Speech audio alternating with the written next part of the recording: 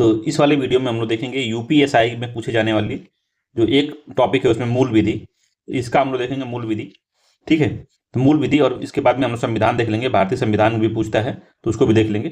ठीक है, और जीएसजी के जो भी पूछेगा उसको समझ लेंगे। तो डेट आपकी आगे चुकी है, तो डेट है 14 से 15 मार्च 2026 में एग्जाम होने वाला है। ठीक है, तो 3 महीने के से थोड़ा ज़्यादा समय बचा हुआ है इसमें। ठीक है, तो देखते हैं मूल विधि में क्या क्या हमको पढ़ना है। तो देखेंगे जब मूल विधि में तो आप पढ़ना है भारतीय न्याय संहिता 2023 जो आईपीसी की जगह पे आई थी, भारतीय नागरिक सुरक्षा संहिता, भारतीय साक्ष्य अधिनियम 2023 जो न्यू अपडेट होकर आया है, इसको हम लोग को देखना है, जो न्यू कानून बने हैं। भारतीय दंड संहिता का कुछ भाग देखना है, दंड प्रक्रिया जो है सीआरपीसी है उसके बारे में समझना है, भारतीय साक्ष्य अधिनियम 1872। तो इसमें से भी क्वेश्चन एक आध पूछ सकता है, नहीं तो इन तीनों में से पूछेगा, नहीं तो इसमें अगर पूछना चाहेगा, अगर ज़्यादा टफ क्वेश्चन बनाएगा तो इसमें से पूछ सकता है।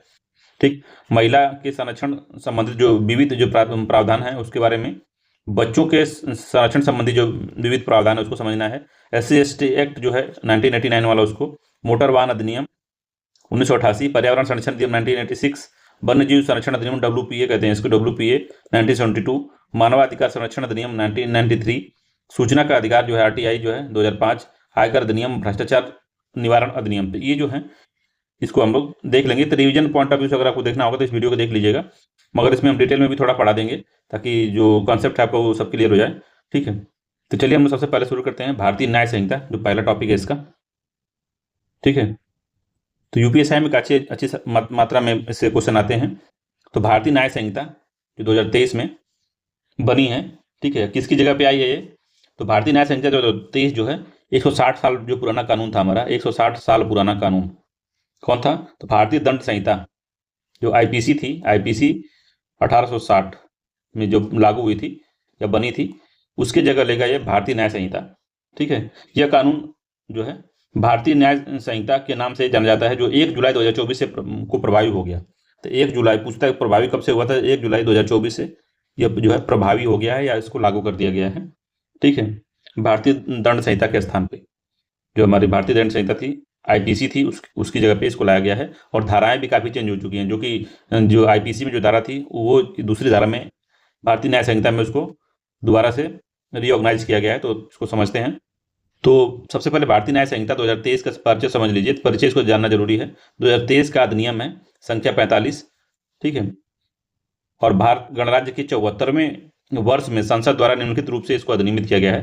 तो जो 74वें वर्ष में इसको अधिनियमित कर दिया गया है। ठीक है,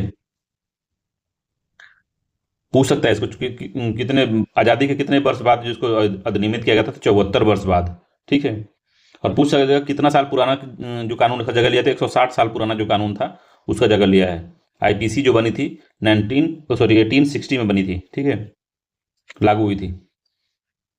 ठीक, तो परिचय में हम देख लेंगे। तो भारतीय जो न्याय संहिता जो 23 है 20 अध्याय में बटी है।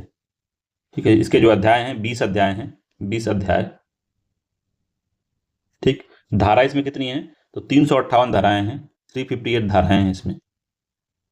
ठीक, धाराएं 368। ठीक है, यह संहिता कुछ अपराधों विशेष रूप से महिलाओं एवं बच्चों के विरुद्ध अपराधों के लिए दंड की मात्रा में वृद्धि करता है। तो जो ये कानून है भारतीय न्याय संहिता, ये क्या किया है? जो आईपीसी थी, आईपीसी में मान लीजिए कि किसी बच्चे के साथ कुछ भी ऐसा कोई दंडनीय अपराध करते हैं तो आपको 10 साल की सजा थी। तो अब इसमें जो है बीएनएस में, भारतीय न्याय संहिता में, इसको 15 वर्ष कर दिया गया होगा। तो वही है इसमें कि विशेष रूप से महिलाओं और बच्चों के विरुद्ध जो है अपराध के लिए दंड की मात्रा में वृद्धि कर दी गई है। ठीक है, और तुलनात्मक रूप से जो छोटे अपराध हैं उसके लिए क्या किया गया है? दंड के रूप में सामुदायिक सेवा का प्रावधान किया गया है। तो मतलब दंड के रूप में सामुदायिक सेवा का मतलब ये हुआ कि जैसे आप कोई छोटा मोटा कोई से चोरी किया, आपने कोई आदमी चोरी किया, तो चोरी के लिए पहले उसको मान लीजिए सजा होती थी, जेल भेजा जाता था, और उसको जेल नहीं भेजा जाएगा, किसी की निगरानी में उसको साफ सफाई का कार्य दे दिया जाएगा। कोई सरकारी स्थान है वहाँ पे कभी कूड़ा करकट इसे पड़ा हुआ है तो उसको साफ करने के लिए दे दिया जाएगा, पार्क सफाई के लिए दे दिया जाएगा। तो सामुदायिक कार्य करने के लिए या सामुदायिक सेवा के प्रावधान इसमें प्रस्तुत किए गए हैं। तो इसमें ठीक है, तो एक तो कारावास हो सकता है, कड़ी सजा हो सकती है, आपको जुर्माना हो सकता है। ठीक है, इसके अलावा जो आपको सामुदायिक सेवा देना पड़ सकता है, सामुदायिक सेवा। तो 3 तरह के जो है इसमें आपको कड़ी सजा हो सकती है, जुर्माना हो सकता है, सामुदायिक सेवा दे सकते हैं, या तो तीनों हो सकता है। कड़ी सजा मिल जाए, जुर्माना मिल जाए, समुदाय मिल जाए, तो दो हो सकता है, कड़ी सजा, जुर्माना, इसमें जो जुर्माना या सामुदायिक सेवा, ठीक है, ये हो सकता है। ठीक है, तो इसमें जो सेक्शन 1 है, इसमें अध्याय 1 में जो इसका धारा 1 है, अब अध्याय पहला है, 20 अध्याय इसमें बताया आपको, 20 अध्याय हैं। 20 अध्याय का जो पहला अध्याय है उसको क्या है, तो उस धारा में उसमें संक्षिप्त नाम दिया गया है, प्रारंभ कब से हुआ है, लागू होना किस पे लागू होगा, इसके बारे में बताया गया है। तो इसके बारे में देखिए छोटा ही दिया है इसमें, तो कि इसमें संक्षिप्त नाम है, प्रारंभ है और लागू कब होना है, तो इसके बारे में थोड़ा डिटेल में जान लेते हैं। तो इस धारा से जो है संक्षिप्त नाम हमको प्राप्त होता है किसका, भारतीय न्याय संहिता। ठीक है, प्रारंभ और लागू होने जैसी कई बातों का जो है उल्लेख इसमें किया गया है। तो अधिनियम का जो संक्षिप्त नाम भारतीय न्याय संहिता है, तो जिसमें नाम है संक्षिप्त नाम तो बीएनएस है, भारतीय न्याय संहिता जो लिखा हुआ है ऊपर, तो यही संक्षिप्त नाम है इसका, बीएनएस दिया हुआ है 2023। ठीक है, पूर्व की आईपीसी धारा 1 से 5 तक को अब इस भारतीय न्याय संहिता की धारा 1 में समाहित कर दिया गया। तो जो आईपीसी में 1 से 5 तक जो लिखा हुआ था, अब सिर्फ इसको 1 में ही समाहित कर दिया गया है, समाहित 1 में इसको लागू कर डाल दिया गया है। ठीक, भारतीय न्याय संहिता भारतीय गणराज्य में 74वें वर्ष जो है अधिनियमित किया गया है, इनेक्ट किया गया है 74वें वर्ष में। ठीक है, 74वें वर्ष में इनेक्ट किया गया है इसको। ठीक है, तो 1 जुलाई 2024 को लागू हो गया। ठीक है, लागू। ठीक, ठीक है, दूसरा इसमें दिया हुआ कि प्रारंभ तो हो गया 1 जुलाई से, लागू कहाँ कहाँ होगा ये, तो इसकी जो भारतीय न्याय संहिता का जो प्रभाव कहाँ पे है, इसकी अधिकारिता कहाँ तक है, इसको समझना है। तो पहला है भारत के भीतर, इसमें अगर सब समझेंगे आप तो पहला हो जाएगा इसमें कहाँ तक ये लागू होगा। पहला अगर मान लीजिए भारत के भीतर,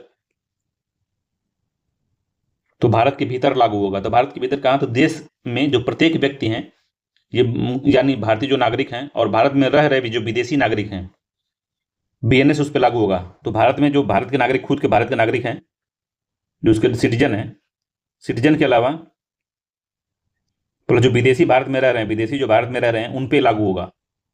पहली बात हुई। ठीक है, और जो भारत के भीतर का अर्थ है कि थल सीमा, ठीक है, जल सीमा, इन दोनों में लागू होगा। ठीक है, तो पूरा थल, जितना थल है, मतलब स्थल जितना है, और जल के कुछ भाग में लागू होगा, जल सीमा जो भारत की है उस पर ये लागू होगा। तो पहला सिटीजन पे लागू होगा, विदेशी जो रह रहे हैं हमारे यहाँ उस पर लागू होगा, और फिर उसके बाद में थल पे लागू होगा, जितना भूमि है उस पर लागू होगा, और जल सीमा के कुछ हिस्से में लागू होगा। उसको आगे हम लोग देखते हैं कि कितना दूरी पे लागू होगा। तो जल में ये 12 नॉटिकल माइल होता है, 12 नॉटिकल माइल समुद्र की दूरी, जब समुद्र को दूरी में मापते हैं तो उसको नॉटिकल माइल में मापते हैं। ठीक है, तो 1 नॉटिकल माइल बराबर होता है, 1 नॉटिकल माइल बराबर होता है आपका लगभग 101,852 मीटर, मतलब 1.852 किलोमीटर होता है। ठीक है, इतना दूरी होता है एक, तो ये 12 नॉटिकल माइल तक ये लागू होगा। तो इसको जो गुणा करेंगे तो 22.5 किलोमीटर के आसपास ये जो है किलोमीटर ये लागू होता है। ठीक है, 22.22 किलोमीटर के आसपास ये जो है पूरा लागू होगा। जैसे मान लीजिए हमारा भारत है, ये मैप है भारत का। ठीक है, और यहाँ समुद्र शुरू है, तो समुद्र से लगभग 22 किलोमीटर, 22.22 किलोमीटर के बीच में जो भी चीज़ आएगा वो इस पर बीएनएस लागू होगा, भारतीय न्याय संहिता जो है इस पर लागू होगी, इसको याद रखना है। ठीक है, तो इधर भी है, कहीं भी जो जलीय सीमा है हमारी, तो हमारे भूभाग से लेके और 12 नॉटिकल माइल होता है 22.22 किलोमीटर, तो हमारे स्थल भूमि से लेके जल में 22.5 किलोमीटर के आसपास जो है हमारा बीएनएस लागू होगा। ठीक है, अगर पहले पूछे कि पहले का कहाँ कितना दूर तक लागू था, तो पहले जो आईपीसी हमारी जो बनी थी 1860 वाली, वो लागू थी केवल 3 nautical mile, 3 nautical mile only थी। अब इसमें जो 12 नॉटिकल जो माइल है उसको कवर कर लिया गया। ठीक है, तो पुराना जो था आईपीसी में 3 नॉटिकल माइल रखा गया था, याद रखना है इसको। ठीक, वायु सीमा क्या होगी, थल सीमा तो हमने समझ लिया, जितना भारत का जो सरकार का जहाँ जहाँ प्रभुत्व है वहाँ पे थल सीमा में लागू होगा। जल सीमा 12 नॉटिकल माइल लागू होगा। अगर वायु में कहाँ तक लागू होगा, ये वायु सीमा क्या होगी इसकी, तो वायु सीमा में समझिएगा कि जो से भारत में जो पंजीकृत किसी भी जहाज या वायुयान पर अगर सवार कोई भी व्यक्ति अगर अपराध करता है, बस जहाज में बैठा रहना चाहिए, जो कि जैसे मान लीजिए कोई भी जहाज है वो रजिस्ट्रेशन उसका भारत में हुआ है, और उसमें बैठा हुआ कोई नागरिक या विदेशी हो या तो अपने देश का हो, और कोई जुर्म करता है तो उस पर बीएनएस लागू हो जाएगा, तो बीएनएस उस पर लागू होगा। ठीक है, तो भारत में पंजीकृत किसी जहाज पर सवार कोई भी व्यक्ति चाहे वो कहीं का भी हो अपराध करता है तो वो बीएनएस के दायरे में आएगा। इंपॉर्टेंट है, इस बात को याद रखिएगा। ठीक है, तो कोई भी आदमी जो अपने जहाज में बैठा है वो जहाज भारत में रजिस्टर है, अगर वो कोई भी भारतीय न्याय संहिता के उपबंधों का उल्लंघन करता है तो उस पर बीएनएस लागू हो जाएगा। अगला इसमें है कि भारत की सीमा से बाहर या परे। तो भारत की सीमा जो है, जैसे मान लीजिए भारत की सीमा है पूरी, ये भारत की सीमा 12 नॉटिकल माइल तक सीमा है ये। ठीक है, इसके बाद अगर कुछ क्या कैसे लागू होगा ये, ठीक है, तो इसको समझना है। तो भारत की सीमा के बाहर कैसे लागू होगा, तो यदि भारत की सीमा से बाहर कोई जो अपराधी है भारतीय है तो उस पर भी बीएनएस लागू होगा। अगर मान लीजिए भारत की सीमा से बाहर जो है, भारत सरकार की सीमा से बाहर अगर कोई व्यक्ति भारतीय है, वो भारत का मूल नागरिक है, भारत का नागरिक है, भारत का सिटीजन है, अगर वो जुर्म करता है तो उस पर बीएनएस जो है लागू होगा। ठीक है, भारत का वासी हो, भारत का जो निवासी हो, भारत का सिटीजन हो, अगर विदेश में कहीं रहता है, ठीक है, भारत सीमा से बाहर रहता है, अगर वो अपराध करता है तो उस पर भी बीएनएस लागू होगा। और इस संहिता के उपबंधों के तहत जो है यह माना जाएगा कि अपराध भारत में ही हुआ है। तो बीएनएस के थ्रू माना जाएगा कि वो जो अपराध, जो जितना भी अपराध उसने किया है बाहर रहते हुए, भारत की सीमा से बाहर रहते हुए अपराध किया है, ये माना जाएगा कि वो जो है भारत में ही वो अपराध किया है। ठीक है, तो ये भी एक पॉइंट है, तो इसको भी थोड़ा समझिएगा। ठीक है, और अगला पॉइंट है इसमें, तो अगला पॉइंट ये समझिए कि अगर जो कोई विदेशी, जो विदेश में कोई भारतीय रह रहा है, ठीक है, भारतीय है, और इसको कोई विदेशी नागरिक जो है, कोई विदेश का आदमी जो है इसको हड़का रहा है, या इसको इसके साथ जो है बदतमीजी कर रहा है, या इसका धन लूट रहा है, या कुछ किसी तरह से इसको हरासमेंट कर रहा है, या इसके अधिकार का उल्लंघन कर रहा है, ठीक है, या अपराध कर रहा है इस भारतीय के साथ, जो हमारे देश का नागरिक है, विदेश में रह रहा है, कोई विदेशी अगर इस भारतीय पे और कोई भी कष्ट दे रहा है इसको, कोई भी इसके साथ में अपराध कर रहा है, तो उस पर भी बीएनएस, उस विदेशी नागरिक पे भी, विदेशी नागरिक पे भी बीएनएस लागू हो जाएगा। ठीक है, तो अपराध, अब जिसके साथ अपराध हो रहा है अगर वो भारतीय है, वो या तो ठीक है, जो जिस पे अपराध हो रहा है वो अगर भारतीय है और अपराध करने वाला विदेशी है तो उस विदेशी पर भी बीएनएस लागू होगा, ये भी बात याद रखना है। ठीक है, तो जो अपराध कर रहा है, जो अपराधी है, अगर वो विदेशी है और जिस पे अपराध हो रहा है वो भारतीय है, तब भी उस पर लागू होगा बीएनएस। ठीक है, और वर्तमान डिजिटल दुनिया में अगर बात करें, डिजिटली दुनिया में, तो अगर ये भारत है, तो भारत के अंदर यहाँ मान लीजिए कंप्यूटर रखा हुआ है और कोई विदेशी चाइना वाला कोई यहाँ पे आके उस कंप्यूटर के साथ छेड़छाड़ कर रहा है, ऑनलाइन ही छेड़खानी कर रहा है, या कंप्यूटर से कोई पैसा चुरा रहा है या कोई डेटा चुरा रहा है, तो ये चाइनीज व्यक्ति जो ये कर रहा है वो भी बीएनएस के दायरे में अपराधी होगा। ठीक है, तो बस वो कंप्यूटर भारत में रहना चाहिए, चाहे वो भारत के बाहर हो या वो भारत से परे हो, किसी भी स्थान पर यदि कोई व्यक्ति जो है भारत में स्थित जो कंप्यूटर संसाधन को टारगेट करके अपराध करता है तो भारत के बाहर किया गया ऐसा प्रत्येक जो कार्य है वो संहिता के अधीन ही आएगा। ठीक है, वो संहिता के अधीन होगा।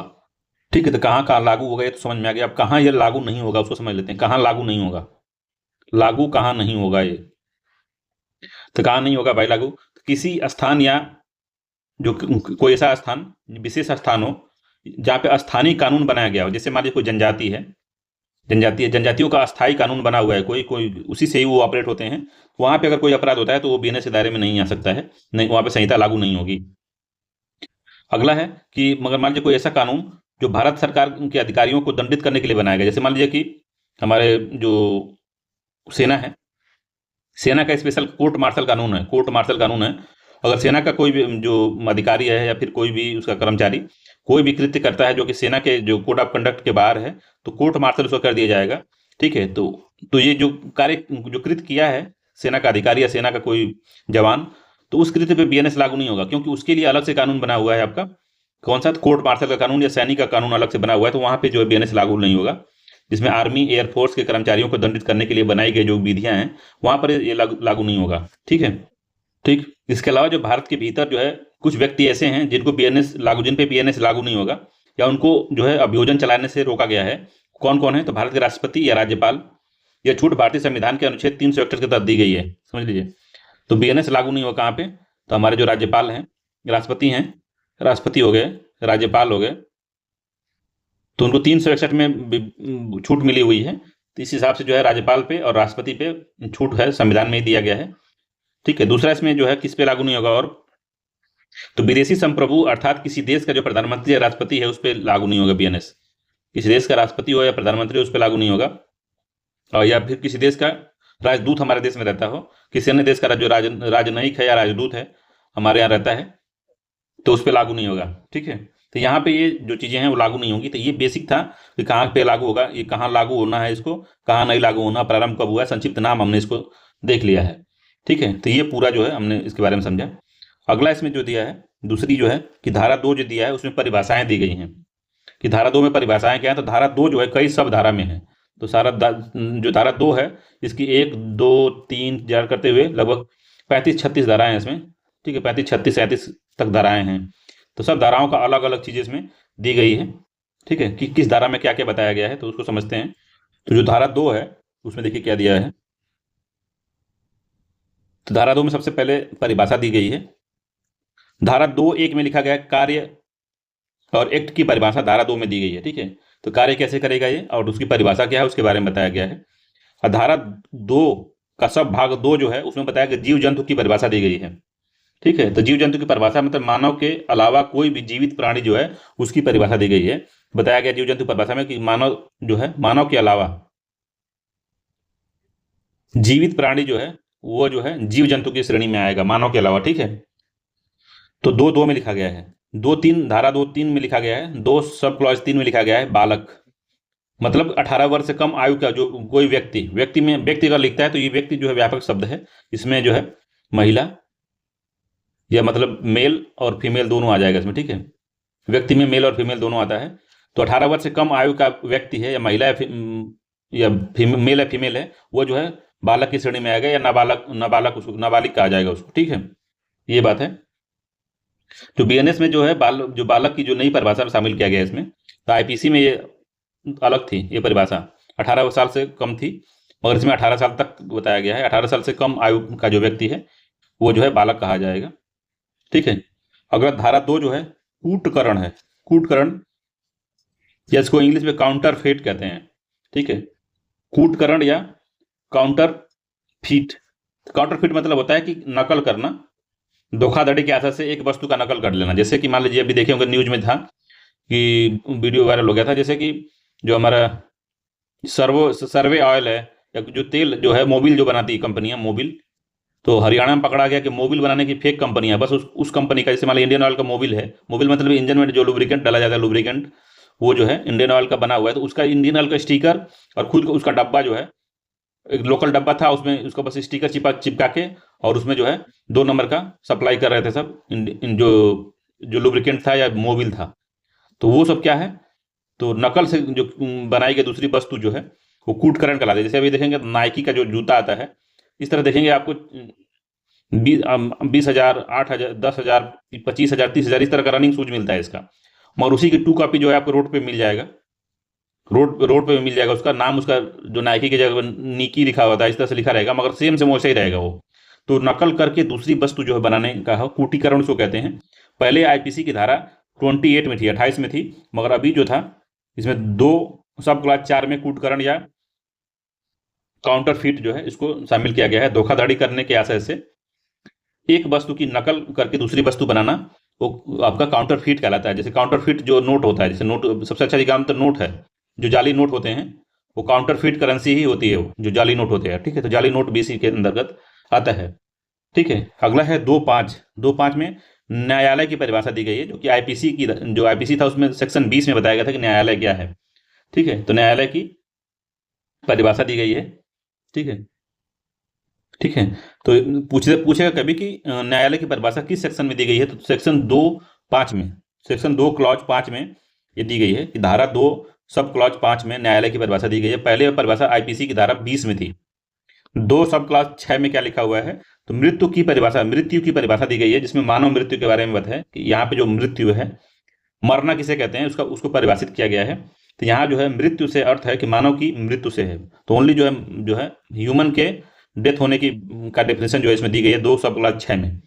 ठीक है, अगला इसमें 2(7) है, बेईमानी है या डिसऑनेस्टी, इसका डेफिनेशन या परिभाषा दी गई है 2(7) में, जो कि आईपीसी की धारा 24 में पहले इसको जो है डिसऑनेस्टी के बारे में दिया गया था। तो बेईमानी के अंतर्गत जो है ऐसे कार्य इस श्रेणी में आते हैं जिसमें व्यक्ति स्वयं को जो है सदोष लाभ मतलब होता है रॉन्गफुल गेन, मतलब कि कुछ गलत करके पैसा कमाना। समझ रहे हैं, बेईमानी मतलब होता है कुछ ऐसा गलत कर दें। जैसे मान लीजिए कि अगर 1 केजी का बाट है, 1,000 ग्राम का बाट है, मतलब तो ये बटखरा या बाट है, इसका घिसाई करके इसको 900 ग्राम कर देना, 900 ग्राम कर देना, ये बेईमानी है। तो बेईमानी में क्या हुआ, तो जो गेनफुल मतलब कि अधिक जो है सामान को कम देना, जैसे चीनी तौल के चीनी बेचता है कोई व्यक्ति और 1 किलो का वाट को उसने 900 ग्राम घसीट के कर दिया है, घिस के कर दिया है, तो उसको लाभ होगा ना इसमें। तो वही कह रहा है कि बेईमानी क्या होती है, तो इसके अंतर्गत ऐसा कार्य शामिल होता है जिसमें व्यक्ति को लाभ हो, ठीक है। तो रॉन्गफुल गेन अगर उसको पहुंचाता है या व्यक्ति को सदोष हानि होती है या रॉन्गफुल लॉस होता है, उन दोनों को, हानि और लाभ दोनों को इसमें शामिल किया जाता है बेईमानी में, ठीक है।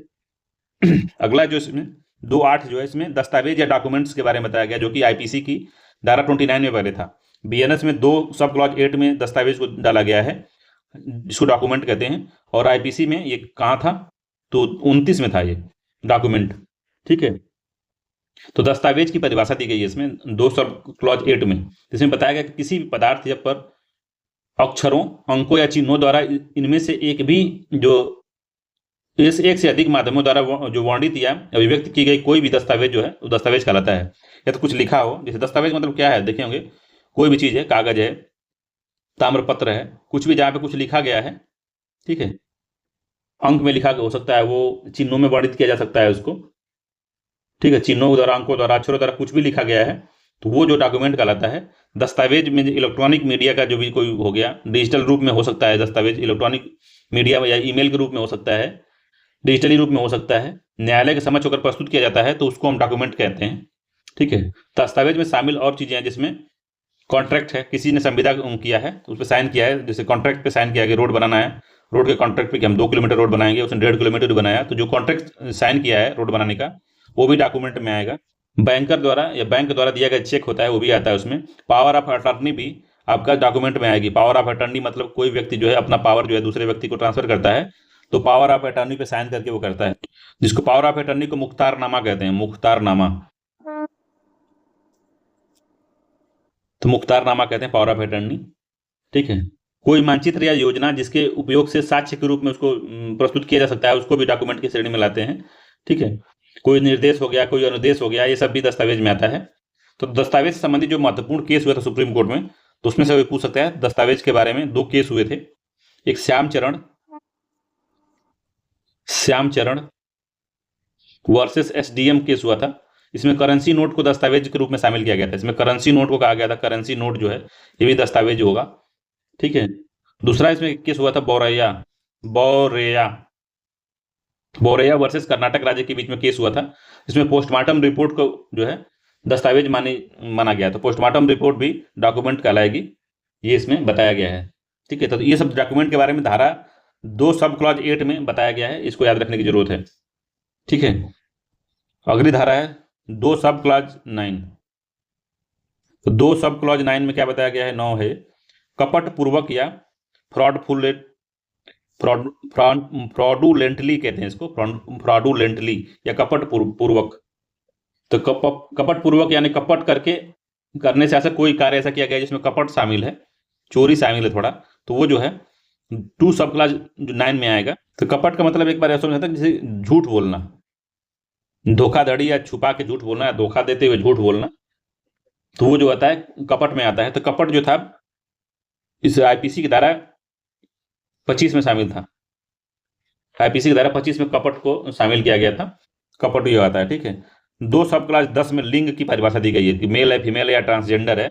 जो पहले आईपीसी की धारा 8 में इसको शामिल किया गया था लिंग के बारे में, कि कौन मेल है, क्या कौन फीमेल है, कौन जो है ट्रांसजेंडर है, उसके बारे में कैसे हम जानेंगे। तो इसके बारे में इसमें जो दिया गया है 2 सब क्लास 10 में दिया गया, लिंग की परिभाषा दी गया है। धारा 2 सब क्लास 11 में सद्भाव पूर्वक गुड फेथ दिया गया इसके बारे में, ठीक है। तो कोई कार्य तभी सद्भावपूर्वक माना जाएगा जब वो कैसे होगा, तो वह कार्य सतर्कता के साथ किया जाए। सतर्कता के साथ जब किया जाता है तो उसको हम सद्भावपूर्वक कार्य कहते हैं, या सावधानी से किया गया कार्य को हम गुड फेथ कहते हैं या सद्भावपूर्वक कहते हैं, ठीक है। तो सद्भावपूर्वक के बारे में बताया गया 2 सब क्लास 11 में। 2 सब क्लास 12 में बताया गया सरकार की परिभाषा दी गई है। सेंट्रल स्टेट गवर्नमेंट के बारे में बताया गया कि सरकार कौन है।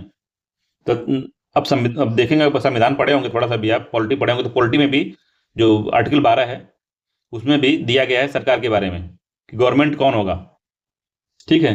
तो सरकार की परिभाषा में क्या क्या शामिल है भाई, तो सरकार की परिभाषा में सरकार के साथ जो है शब्द में केंद्र और राज्य दोनों प्रकार की जो प्रयुक्त किया गया है इसमें। सरकार में केंद्र और राज्य दोनों इसमें प्रविष्ट हैं।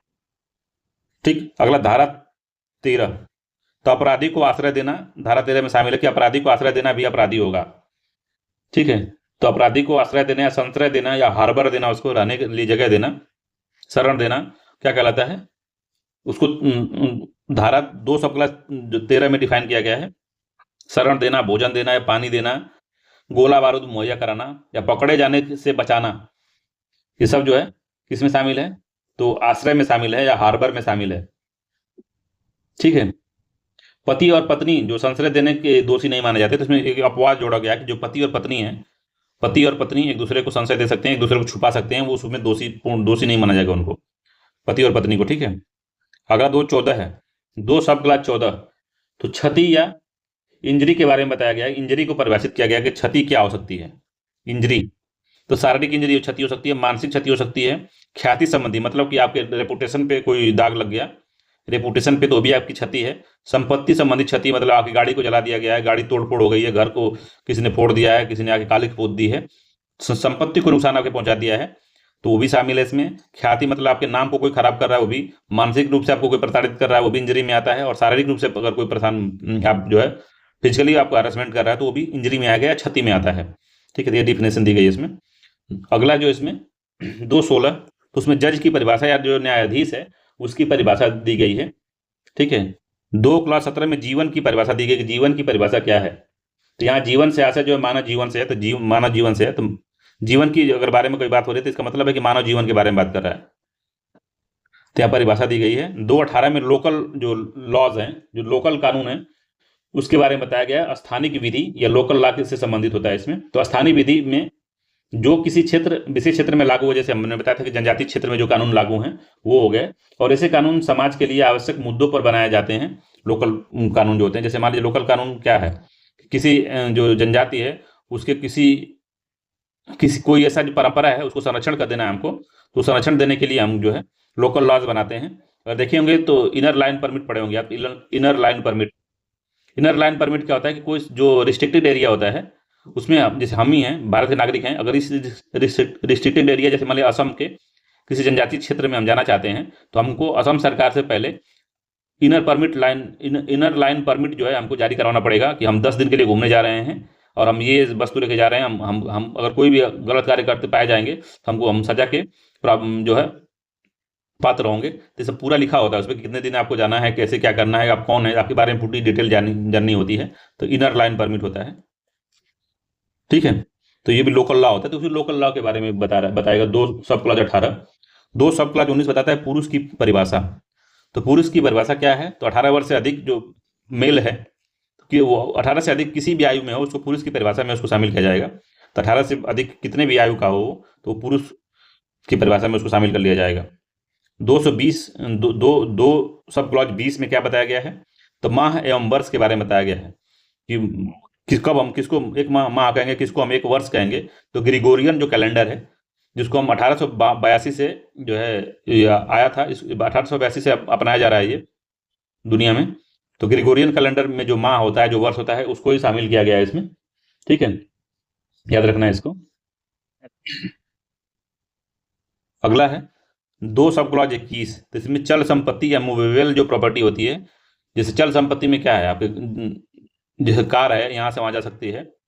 ठीक है, सोना वोना रखें अगर आप घर में, तो उसको यहाँ से वहाँ उठा के ले जा सकते हैं। तो कुछ वो संपत्ति जिसको आप उठा के यहाँ से वहाँ लेके जा सकते हैं, उसको मूव करा सकते हैं, तो उसको हम, जैसे लैपटॉप हो गया आपका, वो चल संपत्ति है। आपकी कार हो गई, गाड़ी हो गया, मोटर हो गया, जनरेटर हो गया आपका।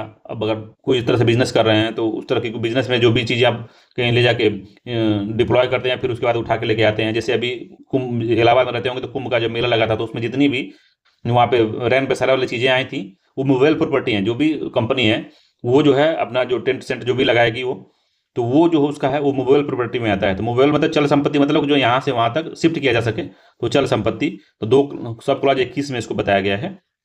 ठीक है, अगला 2 सब क्लॉज 22 में वचन या नंबर की परिभाषा दी गई है। तो नंबर की परिभाषा में कहा गया कि जब तक जो संदर्भ में विपरीत प्रतीत न हो, तब तक एक वचन संख्या को आयात करने वाले शब्दों को बहुवचन संख्या शामिल होती है, और बहुवचन संख्या को आयात करने वाले शब्दों में एक वचन संख्या शामिल होती है। तो 2.22 में वचन या नंबर के बारे में बताया गया है। 2:23 में लिखा गया है शपथ या ओथ के बारे में बताया गया है। इसमें शपथ के प्रतिमान बताया गया है कि शपथ के स्थान पर कानून द्वारा जो प्रतिस्थापित एक जो है गंभीर प्रतिज्ञान होता है और किसी भी लोक सेवक के समक्ष की जाने वाली यह जो है सबूत के प्रयोजन के लिए इस्तेमाल की जाने वाले कानून द्वारा आवश्यक रूप से अधिकृत और घोषणा शामिल होती है इसमें, चाहे वो अदालत में हो या नहीं हो। तो ओथ जो है शपथ लेता है वो, ठीक है। तो अपने जो काम करेगा, कैसे करेगा, क्या करेगा, उसमें शपथ रहती है कि किस तरह से उसको काम करना है। और वो या तो संविधान की शपथ लेता है या तो भगवान की शपथ लेता है, या कोई शपथ उसको लेता है, तो शपथ इसमें शामिल है, ठीक है। तो शपथ किसमें है? तो दो सब क्लास 23 में, दो सब क्लास 24 में लिखा हुआ है अपराध को परिभाषित किया गया है इसमें। तो दो सब क्लास 24 में अपराध को परिभाषित किया गया है, ठीक है। तो इस धारा में जो है अपराध को परिभाषित किया गया है। तो भारतीय न्याय संहिता के विरुद्ध किए गए कार्य अपराध में आएंगे। तो याद रखिए बीएनएस के विरुद्ध जो भी अगर कार्य कर रहे हैं तो सब अपराध की श्रेणी में आएंगे। अध्याय 3 के तहत जो है साधारण अपवाद को छोड़कर, तो अध्याय 3 जब हम पढ़ेंगे तो उसमें साधारण अपवाद दिए हुए हैं, तो उनको छोड़कर जो भी आप कृत्य करेंगे जो कि बीएनएस के खिलाफ है, ठीक है, तो वो अपराध की श्रेणी में आएंगे, ठीक है।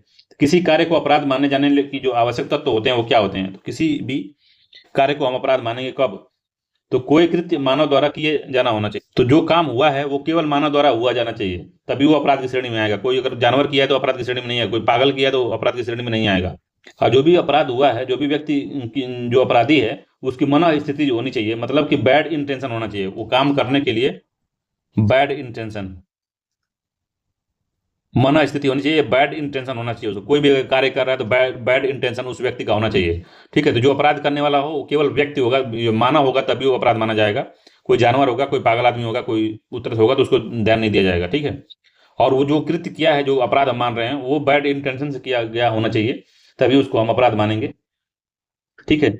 और ऐसा कोई कार्य जो आपराधिक कृत्य भी होना चाहिए, मतलब कि वो कार्य जो कर रहा है वो आपराधिक कृत्य होना चाहिए, वो बीएनएस में डिफाइन होना चाहिए कि ये करोगे तो ये जो है आपराधिक कृत्य है। आपराधिक कृत्य के मानव समाज को क्षति होना जरूरी है। वो जो भी वो कृत्य किया है उसे मानव समाज को कोई क्षति हुई है, ये होना जरूरी है, तभी हम उसको अपराध मानेंगे, ठीक है। तो ये अपराध में उसको परिभाषित करेंगे। अगला जो है 2 क्लास 25 से लोप है, ओमिशन है। तो छूट हो गई, चूक हो गया, भूल हो गया, किसी चीज के लिए इसे छोड़ देना, तो ओमिशन इसमें जो 25 में इंपॉर्टेंट नहीं है। 2:26 में क्या है भाई? तो 2:26 में व्यक्ति की परिभाषा दी गई है। 2:26 में जो व्यक्ति की परिभाषा दी गई, तो व्यक्ति की परिभाषा में शामिल के इसमें व्यक्ति कंपनी भी हो सकती है, एसोसिएशन भी हो सकता है, कोई निकाय भी हो सकता है, निगमित या गैर निगमित निकाय हो सकता है जिसको व्यक्ति के रूप में। तो व्यक्ति में सिर्फ मानव ही शामिल नहीं है, इसमें कंपनी भी शामिल है, याद रखिए एसोसिएशन भी शामिल है, जो कि गैर निगमित और निगमित दोनों हो सकता है, रेगुलेटेड और गैर रेगुलेटेड दोनों हो सकता है, याद रखिएगा इसको। अगला है 2:28, तो लोक सेवक की परिभाषा दी गई। कौन जो है लोक सेवक या पब्लिक सर्वेंट कौन होगा? जो कि आईपीसी की धारा 21 में पहले दिया गया था, अब ये 2 सब क्लास 28 में लोक सेवक की परिभाषा दी गई है। तो लोक सेवक कौन होगा भाई? तो आर्मी, नेवी और एयरफोर्स के जो कमांड जो कमीशन जो ऑफिसर होते हैं वो इसमें शामिल होंगे। न्यायाधीश होगा और न्यायालय के अधिकारी होंगे, और न्यायालय में जो काम करने वाले सहायक व्यक्ति होंगे ये भी इसमें शामिल होंगे लोक सेवक में। सरकार के अधिकारी भी शामिल होंगे, जो सरकार के जितने भी अधिकारी हैं वो सब जो लोक सेवक में आएंगे।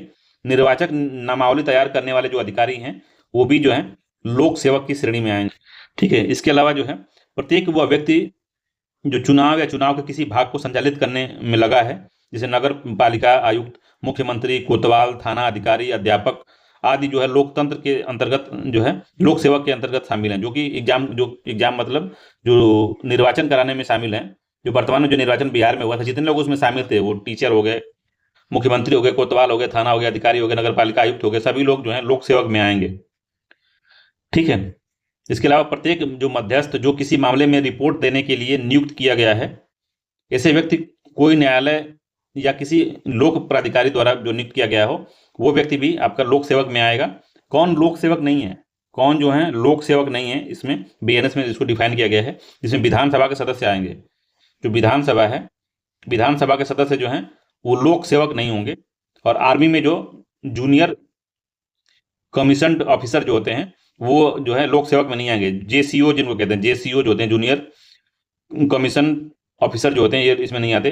एनसीओ जो है नॉन कमीशन ऑफिसर जो है इसमें भी ये भी आते हैं। जेसीओ और एनसीओ लेवल के जो कर्मचारी होते हैं वो जो है वो शामिल नहीं होते किसमें? तो लोक सेवक में शामिल नहीं होते। विधानसभा के सदस्य, जेसीओ और एनसीओ, ठीक है, ये लोग शामिल नहीं होते इसमें।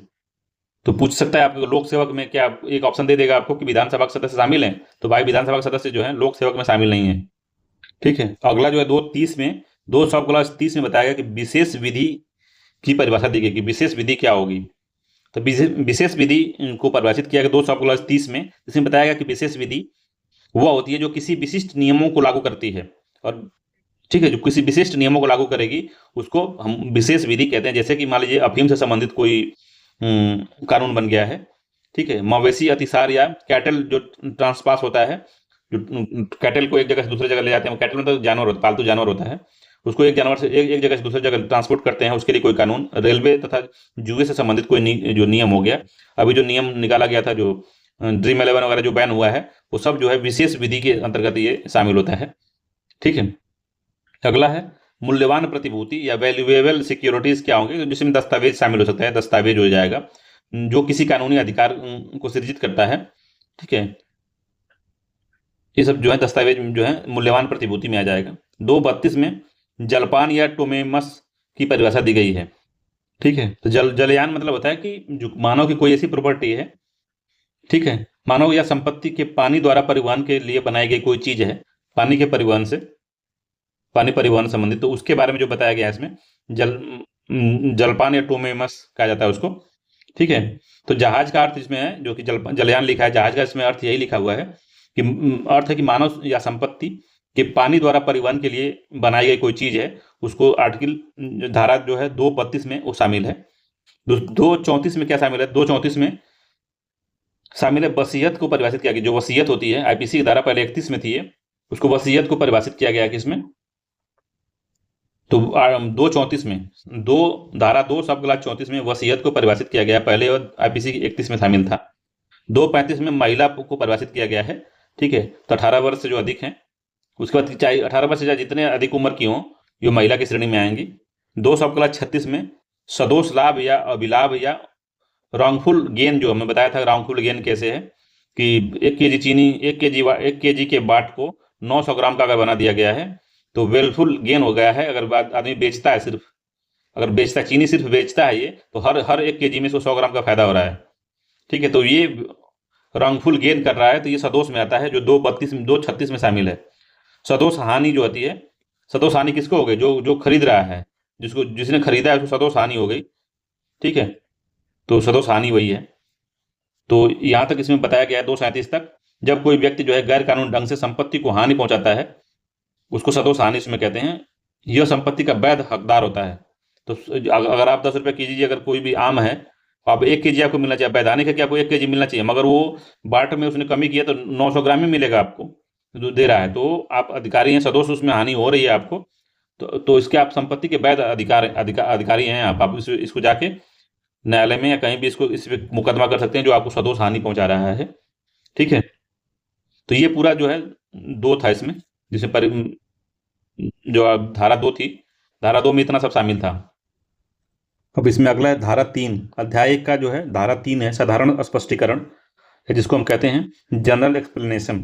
जो साधारण स्पष्टीकरण था, ये जो था आईपीसी की धारा 6 में था, आईपीसी धारा 6 में ये लिखा हुआ था। जनरल जो साधारण स्पष्टीकरण में कुछ जो है प्रावधान है, कुछ समझते हैं। तो इसमें जो धारा 3(1) है इसकी, तो धारा 3(1) में अपराध की परिभाषा दी गई है। तो अपराध की परिभाषा में बताया गया कि अध्याय 3 के अधीन, तो जो अध्याय 3 अभी आगे हम लोग पढ़ेंगे, उसके अधीन माना जाएगा अपराध को। कब, तो जो भी अपराध होगा, तो वो अपराध जो भी इसमें लिखा है, हमारे बीएनएस में लिखा है, वो अपराध जो है अध्याय 3 के अधीन माना जाएगा। समझ रहे बात को। तो इस संहिता में दी गई अपराधों की परिभाषाओं को, जो इस बीएनएस में जो परिभाषा दी गई है अपराध की, वो जो है अध्याय 3 के अधीन माना जाएगा। समझ रहे बात को। बीएनएस में जितनी भी अपराध दी गई है, उसको बीएनएस के ही जो अध्याय 3 है उसके अधीन माना जाएगा, याद रखिएगा। जैसे कि 7 वर्ष से कम उम्र का अगर बच्चा कोई जुर्म करता है तो वह निर्दोष होगा, तो उसको अपराधी नहीं माना जाएगा। और जैसे संज्ञेय अपराध जो होता है, कॉग्निजेबल जो ऑफेंस होता है, उसमें बिना वारंट की गिरफ्तारी होती है। तो बिना वारंट का अगर कोई व्यक्ति गिरफ्तार हो गया है, तो जो गिरफ्तार करने वाला जो भी अधिकारी है, जो भी पुलिस कांस्टेबल है, वो जवाबदेह नहीं होगा, वो किसी भी परिस्थिति में दोषी नहीं माना जाएगा। अगर कोई व्यक्ति ने कॉग्निजेबल ऑफेंस किया या संज्ञेय अपराध किया है, उसको गिरफ्तार करने वाला जो है कभी भी अधिकारी दोषी नहीं माना जाएगा। ठीक है, वैसे कि अध्याय 3 में 3.3 के दिया, धारा 3 का सब क्लॉज 3 में दिया है, संपत्ति व्यक्ति ए का हो। संपत्ति के बारे में बताया कि संपत्ति क्या है। तो अगर संपत्ति जो है कोई व्यक्ति ए है तो के कारण जो है संपत्ति व्यक्ति ए के कारण उसके पति, पत्नी, सेवक, लिपिक या क्लर्क के कब्जे में है, तो वह संपत्ति उसी की मानी जाएगी। मतलब किसकी मानी जाएगी? जो कब्जा किया है, जैसे पति, पत्नी, सेवक या लिपिक या क्लर्क ने जिसने कब्जा किया है उसी की संपत्ति मानी जाएगी। इसको याद रखना, जो काफी इंपॉर्टेंट है ये। और इसका जो उल्लेख था आईपीसी की धारा 27 में था। ठीक है। 3.5 इसमें है सामान्य आशा या कॉमन जो इंटेंशन होता है उसके बारे में बताया गया। कॉमन इंटेंशन मतलब कि 10 लोग मिलके कहीं चोरी करते हैं और ये सोचे रहते हैं कि हम जो चोरी का माल है उसको बराबर बांट लेंगे। अगर इसके लिए दोषी अगर ठहराए गए तो 10 दोषी होंगे उसमें। ठीक है। जब कोई आपराधिक कार्य जो है कई व्यक्तियों द्वारा जो है अपने सामान्य उद्देश्य को प्राप्त करने के लिए किया जाता है तो प्रत्येक व्यक्ति अपराधी होता है। यही कहने का मतलब है। आईपीसी 34 में दिया गया है सामान्य इंटेंशन या कॉमन इंटेंशन। ठीक है। 3.7 में क्या दिया? कार्य का प्रभाव। तो 3.7 में दिया गया है कार्य का प्रभाव, मतलब कि ऐसा कोई कार्य आप कर रहे हैं जिससे किसी व्यक्ति की मृत्यु हो जाती है तो आप जो है दोषी अपराध की श्रेणी में आएगा। वो आपका जो कार्य आपने किया है वो अपराध की श्रेणी में आएगा। जैसे आपने किसी महिला से शादी की या कोई महिला है जो आपके आश्रित है, आपने उसको भोजन, पानी और आदि चीज देने से मना कर दिया है और जिसे और आते हैं और मारपीट भी करते हैं उसके साथ और इसी कारण से उसकी मृत्यु हो जाती है तो आप जो है दोषी होंगे या आपने अपराध किया है, जो आपके कृत्य थे वो आपराधिक कृत्य थे, आपको सजा मिलेगी। ठीक है। तो 3.7 में जो साधारण स्पष्टीकरण इसमें जो दिया था उसमें मुख्य बातें यही थी। ठीक है। तो अध्याय 1 में यही था पूरा। धारा 1, 2, 3 जो है अध्याय 1 में आता है। उसके बाद अध्याय 2 में आगे हम लोग पढ़ेंगे। ठीक है। तो अध्याय 2 में दंडों के विषय के बारे में दिया है जिसको हम अगले वीडियो में पढ़ेंगे। चलिए मिलते हैं अगले वीडियो में, तब तक के लिए धन्यवाद।